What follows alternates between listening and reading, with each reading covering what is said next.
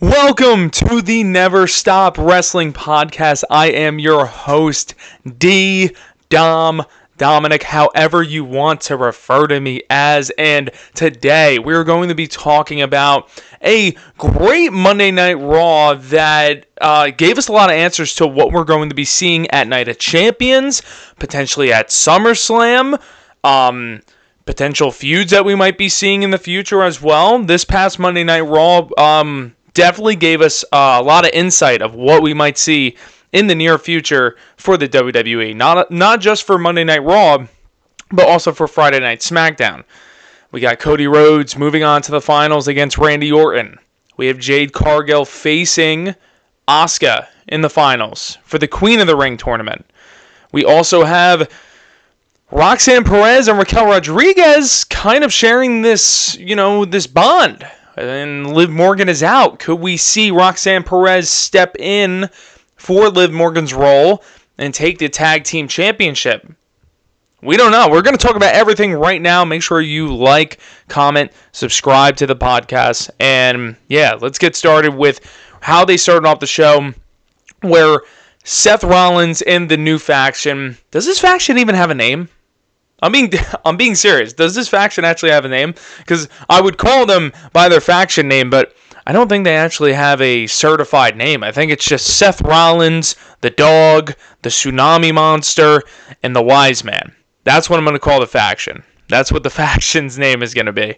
Seth Rollins was putting the WWE roster and the entire company on notice. He was saying that the Money in the Bank is one of the most prestigious things in the company. If you have the Money in the Bank, you pretty much control the landscape of who will be the next world champion in the company, or just mid-card champion, if you're Austin Theory or Notice. Obviously, Seth Rollins is aiming for that big gold, right? I don't think he's aiming for the World Heavyweight Championship. He already was the inaugural World Heavyweight Champion. He made that title. He gave a great prestige to what it is today and why a lot of people want it. As Gunther is currently the World Heavyweight Champion, now Seth Rollins is going for a belt that he's never had. He's never held it ever in his entire career. Now it's time for Seth Rollins to make history, and I think he's putting the entire roster on notice because he's making it known that Seth Rollins is as good as a Roman Reigns or a Cody Rhodes. I feel like that doesn't get talked about enough, especially when Seth Rollins is a heel. Seth Rollins as a babyface, you can make the argument that he's up there on the same level of Cody and Roman as just a performer. But man, when Seth Rollins is when he's a heel character like he is right now, I love Seth Rollins as a heel. I think he's doing a great job. But as a faction standpoint, I'm kind of getting confused of where this faction is supposed to be going. What are the roles of each character? I understand Braun Breaker is supposed to be like the enforcer of the group. I honestly have no clue what Bronson Reed is really doing out there anymore. I know it's only been a few weeks, but I genuinely am confused. I don't know why they're all even honestly teamed up. We haven't even gotten an answer. And knowing WWE, like how we've never gotten the answer of why John Cena sold his soul to The Rock, and we will never find out why, because I don't think they'll ever actually mention it, especially at this point. It's way too far gone. I don't think we'll ever actually get the reasoning of Seth Rollins or Paul Heyman. I'd rather hear from Seth Rollins explaining as to why these two guys who he's had either beef with or have beaten him down to where Seth Rollins looked like he was down and out, now he's teaming with them.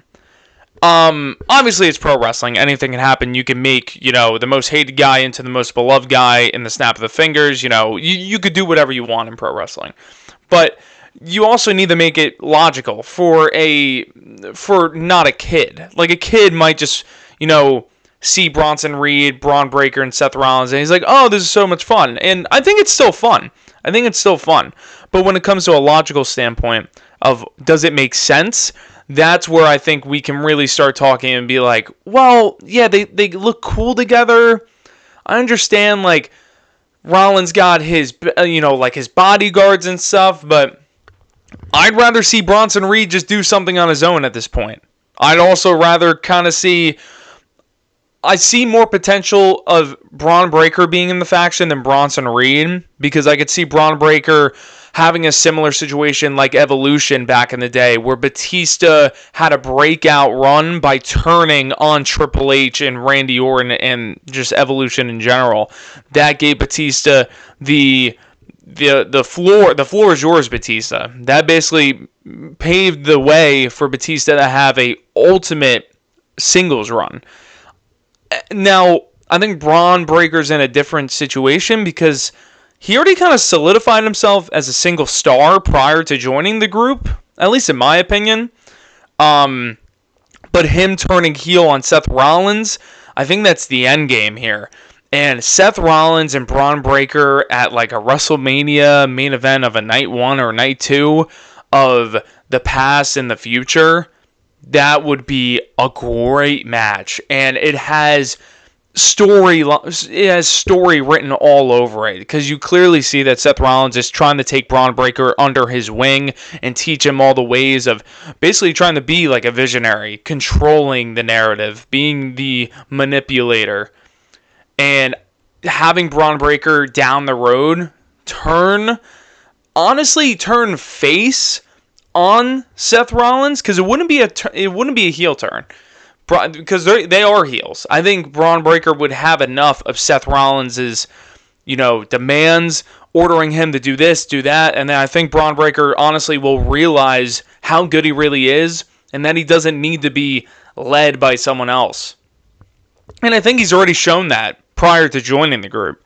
So I think the end game of this entire faction with Rollins, Bronson, and Braun is Braun Breaker turning on Seth Rollins. Rollins is champion. Braun Breaker beats him at a WrestleMania or something. We can maybe even see Braun Breaker become the next Royal Rumble winner, facing Seth Rollins as WWE champion. That would be great. That would be really, really cool. But in all seriousness, shout out to the big dog, Braun Breaker. Shout out to Braun Breaker. He's an absolute monster. He's definitely one of my favorite stars in the company, without a doubt. Just the potential is there. I mean, as a heel, he's over. As a babyface, he's over. I think he's a little bit more over as a heel, I'm not going to lie, because he has these spears where he absolutely decapitates his opponents. I mean, look at Carlito. Look at El Grande. He sent Carlito out to be released. Braun Breaker, if you're caught in that spear, if Braun Breaker catches you in a spear, you're done. You might even be released from the company. El Grande Americano, done. Carlito, done. Released. Braun Breaker's got one of the greatest spears I've ever seen. He does it right. He does it right. Great freaking move. But let's talk about now the highly anticipated matchups of what could decide who becomes our next champion, our next world champion.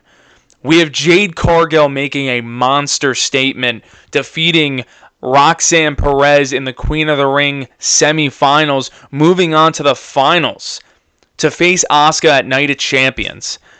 Now, I said this in 2 separate podcasts already, 2 separate episodes already. I'm sticking with this statement, right? Jade Cargill is winning at Night of Champions.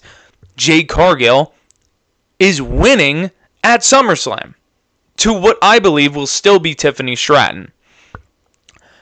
Jade Cargill will have a similar thing like Drew McIntyre, has the title for just a few minutes, might be a little beaten up, because I think Jade and Tiffany will have a great match. Naomi cashes in. Naomi gets her revenge on Jade Cargill, who is newly crowned champion, and gets her revenge on Tiffany Stratton, who just lost her championship. Who, may I add, Tiffany Stratton has got to be the greatest reigning champion that we have right now. Tiffany Stratton's title run, say what you want, people are saying that the Charlotte match didn't live up to the expectations, and honestly, I can understand that. I feel like it could have been a little bit more than what we initially got. But to try and discredit what Tiffany Stratton is doing for the women's division, doing just honestly for a champion in the company, Tiffany Stratton is on every show. She's defended the title several times. She's putting on banger matches. She's involving multiple different women into her feud as champion, which we sometimes don't see very often. Sometimes we see champions where only two people are only directed towards the belt or the title. Belt, title, whatever. Tiffany Stratton seems like she's opening to really anyone who wants it. You could come and feud with her. And I like the way that they're booking Tiffy as champion rather than the way they booked her as Money in the Bank holder. Because it's like a completely different character. It's like an alter ego. Tiffany as the Money in the Bank holder, and then compared to Tiffany as the women's champion, which I love. Tiffany Stratton, it's freaking Tiffy time. Change the clocks to Tiffy time. Because although I got Tiffany losing it to Jade Cargill at SummerSlam, Tiffany Stratton, without a doubt, is my favorite current champion, no question. She's done phenomenal ever since she's won the title by cashing it in on Nia Jax. Just everything about her cashing it in and to the point where she's at right now, Tiffany has done amazing. And guys, we got to realize, Tiffany Stratton, I'm starting to get a little bit off track. I know I was talking about Jade Cargill, Naomi cashing in, but just to give a little shout out to Tiffany Stratton here. Tiffany Stratton has only been on the main roster for a year and a half, maybe not even a year and a half. To the position that she's in already, and the amount of impact that she's had, beating Charlotte Flair, being the longest reigning champion, I believe, in the company right now, in the entire company, even NXT, putting on banger matches, improving every time she goes out there, cutting promos and everything. She's still new to the game. She's literally improving as she's the women's champion. It's only going to be up from here when it comes to Tiffany Stratton and how she is as a character, how she is as an in-ring performer, how she is as a mic worker. Like, this is just the beginning of what Tiffy time is. So, if you're not down with that, I got two words for you. Tiffy time. You thought I was going to say something else. No. Nah. But yeah, Jade versus Asuka. I think it's going to be a great match at Night of Champions, but I do have Jade Cargill coming out on top, and I think Jade will get her moment at SummerSlam. I think she will win the title, but only for a few minutes, because proceed with caution. And Gunther, oh my God. Or Gunther, I'm sorry. Gunther, Walter, you name it. But tomato, right? Gunther, and this is why I love Gunther, dude. Gunther, we need world champions that are like Gunther. No discredit to Jey Uso. Jey Uso, when he was champion, he did what exactly I feel like what was necessary. He was a perfect transitional champion. Not saying that's his only title reign that he's going to have as a world champion. I'm sure there's going to be at least one or two more potential opportunities where Jey Uso can become a new world champion. But we need world champions to be intimidating, whether you're a babyface or a heel. Gunther, obviously Gunther is a heel. And I can honestly say I favor towards the heels more often. But what I'm about to say, I think it's even me being not even biased what I'm about to say. We need a champion that talks like this, with the way Gunther was talking to Goldberg on this past Monday Night Raw, where Gunther is standing up for himself, and it doesn't sound like he's trying to believe what he's saying. When Gunther talks, he means everything that he says, and you could just hear it in the tone of his voice. Gunther don't play. My boy Walter don't play. You want to get a couple chops from my boy? You better watch out. Because Gunther's ready. He stands on business. But that promo against Goldberg, I think it would have been better if Goldberg was in the ring. They had Goldberg on this vignette, interview thing with Michael Cole, which was cool. I hope Goldberg shows up on the next Monday Night Raw because, dude, if we're having this final match and he just showed up to declare the match, that's kind of lame. But I'm glad Gunther, and it only took Gunther 2 minutes to cut this fantastic promo, may I add. I totally forgot about that. I should have started out with that. Gunther cut this phenomenal promo. Gunther doesn't need any crowd engagement for his entrance. He doesn't need to have a warm-up thing prior to him cutting a promo. You know, Gunther he goes in the ring, grabs a microphone, give him 2 minutes, bam. He is an assassin on the mic. Gunther is an absolute assassin on the mic. And to stand up from a character perspective, for Gunther to stand up to a legend in Goldberg and to talk that way, I couldn't see someone like Jey Uso standing up for himself against Goldberg the way Gunther did. Just for an example. And I don't see a lot of other baby faces doing that. Not just targeting Jey Uso. Clearly, I am a fan of Jey. I got the Yeet hand. I got the Jey Uso sign poster. I like Jey. So that's not just directly targeting towards Jey. We just need more champions that are intimidating like a Gunther. Where, baby faces who now face him in the future, they're scared because a world champion should be intimidating. They should be this prestige of oh damn, John Cena? The John Cena that we currently have, I'm scared to verse him. They should have that fear going into it. I feel like Gunther is a perfect guy that kind of resembles that art form in pro wrestling, where he's not just some ordinary heel where he wants to get the crowd to love him. Gunther just goes out there and he's an old school pro wrestler, and you gotta respect that. And this promo was just an example of what Gunther brings to the table. But I definitely got hyped when he cut this because I was like, dude, I'm really hyped for this match now. I thought it was really, really good. Before I even move on to anything else, I must include this into this episode. My boy Karrion Kross is on a PLE, guys. We did it. You know what? Kross did it. And Scarlett's there too. Which is awesome. Which is friggin' awesome. Night of Champions, Karrion Kross, Sami Zayn. Wow. Did I see that coming 2 weeks ago? No. Did I think that Kross and Sami were going to have a match? Maybe. I mean, I also thought Kross and Styles were going to have a match, or Kross and Logan Paul were going to have a match. Those didn't happen, so I can't actually say that I definitely knew that Kross and Sami were going to have a match.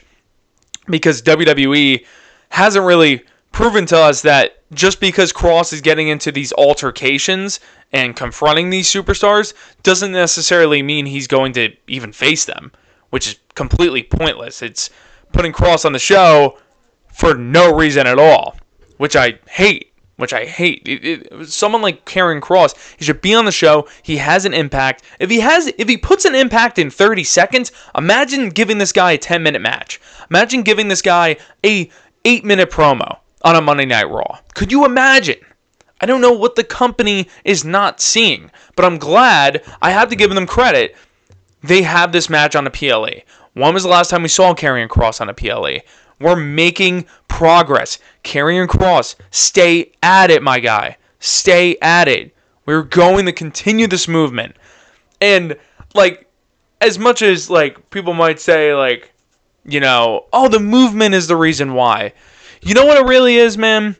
It's just, I think now You could maybe say that. That's not the main reason, though. Cross puts in the work. It's just about time that we almost have to. We got to make noise. You know, can't sometimes silence. You got to speak up, and Cross obviously did with that amazing promo. But now it's time for us as fans and fans of Karrion and Scarlett.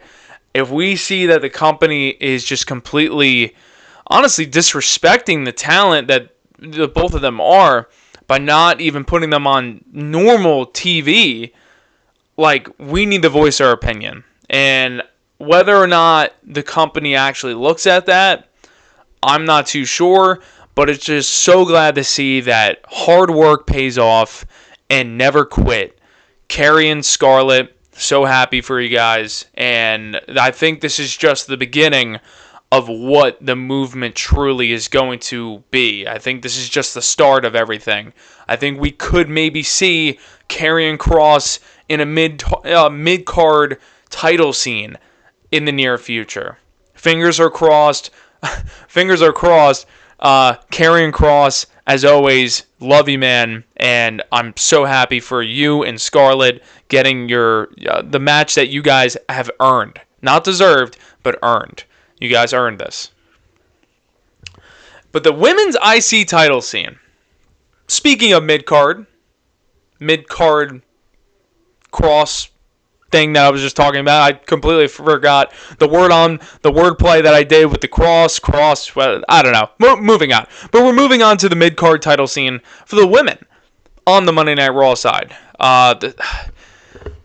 The U.S. title needs some work. And when SmackDown comes along, I'll talk about that. Because Julia, fingers crossed, I hope Julia wins the women's U.S. title this upcoming Friday Night SmackDown. Julia, I feel like, would elevate the women's championship, the women's United States championship. Julia would be able to bring in the main talent to the mid-card division on SmackDown. If Julia wins it, we could see Alexa Bliss go after the women's U.S. title. We can see the Queen Charlotte Flair go after the women's U.S. title. The beautiful madness, the madness of beauty in Julia. I have so much praise and appreciation for Julia, Stephanie, Roxanne, all the NXT call-ups. But out of all three of them, I really do love Julia. I feel like Julia doesn't get as much appreciation out of all three women. And I think that's one of the main reasons why I'm a mega fan for Julia. On top of her being a fantastic performer and obviously just an amazing wrestler, an amazing person as well. The beautiful madness, Julia, can really help the main roster. And I really hope the women's U.S. title goes into Julia's hands, because if we see a Charlotte Flair go after the women's U.S. title, we've seen Julia cross paths with a few main top stars like a Jade Cargill, I believe Charlotte Flair too. If we see Julia could bring in the top stars to the mid-card title scene, if we see her bring the top stars over to the mid-card title scene, Julia deserves the praise that she should already be getting, but I think if she is able to do that by winning the women's U.S. title, that would be phenomenal. That would really be phenomenal. But that's for a SmackDown discussion. We're going to be talking about that after Friday, more in depth. Hopefully Julia wins the women's U.S. title. The women's Intercontinental title on Monday Night Raw, where we have Becky Lynch as our women's Intercontinental champion. I gotta say, this is a really exciting time for the mid-card scene on Monday Night Raw for the women. Now, do I think we're going to see other women involved in it other than Becky, Bayley, and Lyra right now? No. But I love that it's being treated like a main title. I mean, this is what I was saying about Julia, what she could potentially do. You give the title to someone like Becky Lynch off of a young star like Lyra Valkyria. Becky beats Lyra for the title. They have beef with one another. Now you bring Bayley into the situation because she has a feud that was unresolved against Becky Lynch. These are two future Hall of Famers going after the mid-card title scene. This will help elevate the women's mid-card title scene with Becky Lynch as champion, or with Bayley winning the title in the future potentially, or if Lyra got the title back, because they're doing a great job of making it a prestigious title, of everyone wanting a piece of that title. And I don't think we'll see like a Natalya enter the scene, or a Kiana James, or a Maxine Dupree, but could we see a Roxanne Perez or a Liv Morgan or a Rhea Ripley in the future? I think so, with the way the prestige of the title is going and how they're building a great storyline and feud with this title. I can see that. And that's what they need to do with the women's U.S. title. And I hope Julia gets to win this Friday. And I really do hope that the women's mid-card title scene over on SmackDown could be like what the Monday Night Raw mid-card title scene is looking like, because Becky Lynch, Lyra Valkyria, and Bayley are absolutely destroying it when it comes to elevating this title that honestly was looking really bad at first, but now it's one of the more exciting things on Monday Night Raw, at least that I'm looking forward to. Shout out to the man. Shout out to the man. Who's more manly? Becky Lynch or Seth Rollins? And Becky brought back the man gear, by the way, last Monday Night Raw, which is pretty cool. I pointed that out, and I'm like, oh, wow, that's pretty cool. Now, what I was talking about earlier when I started the episode, Roxanne Perez, Raquel Rodriguez, and Rhea Ripley, they're back to beefing with one another, which I'm kind of confused with. Not really too sure what else the end goal could be from them two feuding with each other. But I like that Rhea wasn't standing tall against Raquel, because, I mean, the last time they feuded, Rhea Ripley dominated. I think we could really say all of Rhea's previous feuds, Rhea Ripley has dominated the other woman on the other side. So it's nice to see Rhea almost being in a vulnerable state. Raquel slams Rhea Ripley through a table with the help of the Roxanne Perez, the prodigy of the Judgment Day. Raquel pulled Roxanne in for a hug. Seems like Raquel and Roxanne... I'm not going to lie, but before I say what I'm about to say, I love the dynamic of Raquel and Roxanne as a tag team. I don't know if it's just me. I love the height difference. I love the just the look of them two next to each other, and them potentially being the next tag team champions with Liv out. I honestly like the idea of Roxanne and Raquel teaming up together, and I like that they didn't just have Roxanne. I like how they didn't just put the title on Roxanne. They actually have it make sense now. Roxanne helped out Raquel. Raquel was put into the position where she's like, oh, I guess I got to defend the tag titles by myself, which doesn't make any sense, but they had it make sense. Raquel and Roxanne now have this newly asserted bond, and I think next Monday Night Raw, we're going to see, or at Night of Champions, we're going to see Roxanne help out Raquel. Raquel on the next Monday Night Raw will now newly crown Roxanne Perez as the other half of the tag team women's champions, which I would love, and I think it makes perfect sense.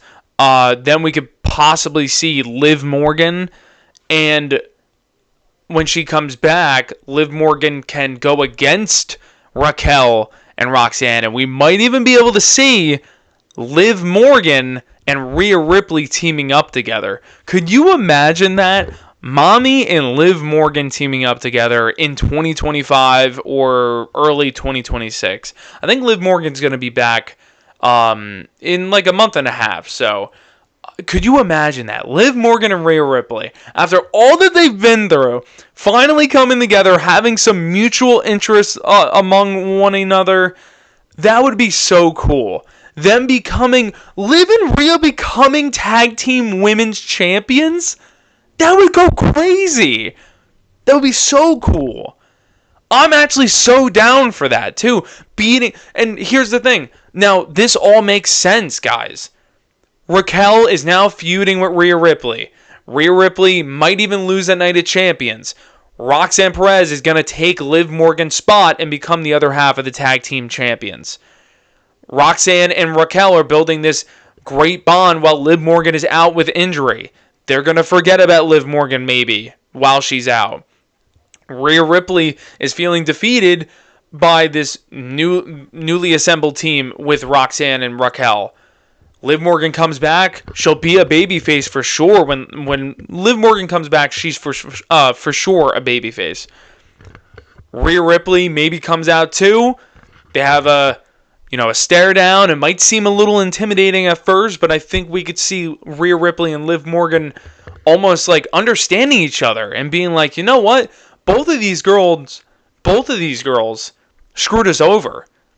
And to see Liv Morgan and Rhea Ripley possibly team up and win tag team gold, I love the sound of it. What would be a great name for Rhea Ripley and Liv Morgan tagging up? What would be a great tag team name for Liv Morgan and Rhea Ripley? I would just want to see it. But having a nice tag team name for those two, that'd be great. That'd be really, really cool.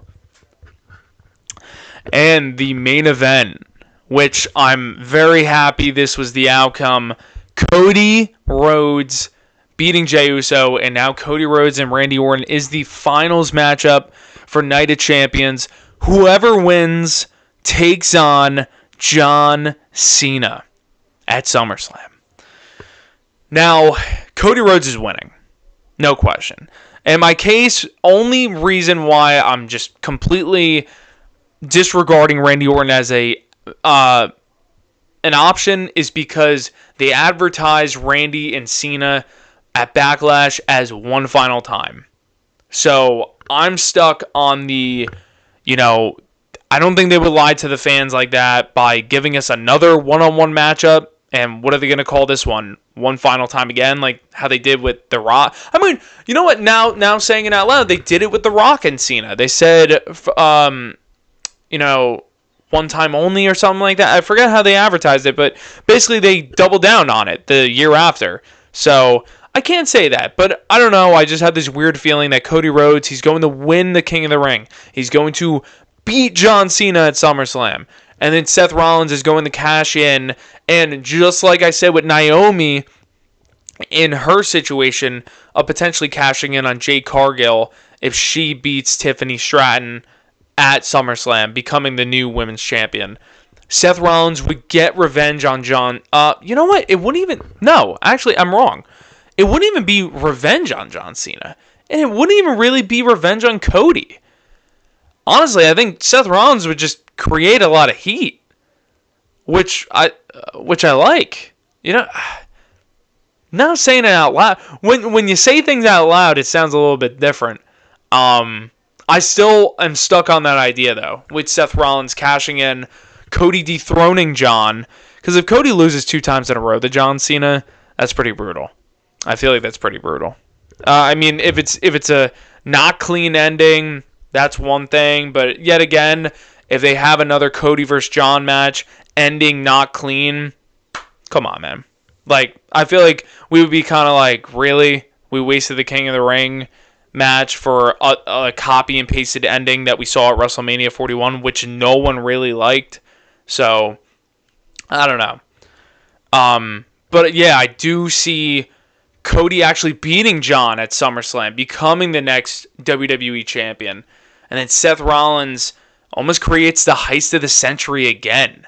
Could you imagine Seth Rollins almost recreating a similar situation that he did against Roman Reigns and Brock Lesnar at WrestleMania?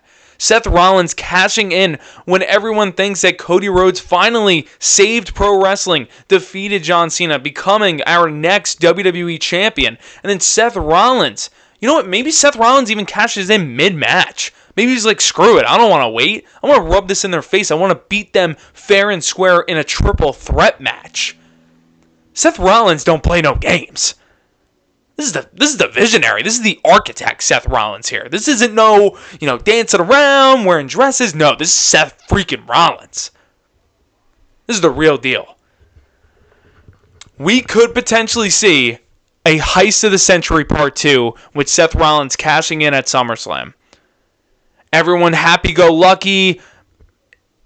Either scenario, everyone happy-go-lucky. Cody Rhodes dethrones John Cena. Technically saves pro wrestling. Cody Rhodes is celebrating. Seth Rollins cashes in. Who knows? Maybe John Cena even attacks Cody Rhodes, leaving Cody Rhodes helpless in the ring. Seth Rollins cashes in, becomes the new WWE champion. Or I'm completely wrong and John Cena is still our WWE champion. I'm just so set on Cena losing it at SummerSlam. I'm going to be there.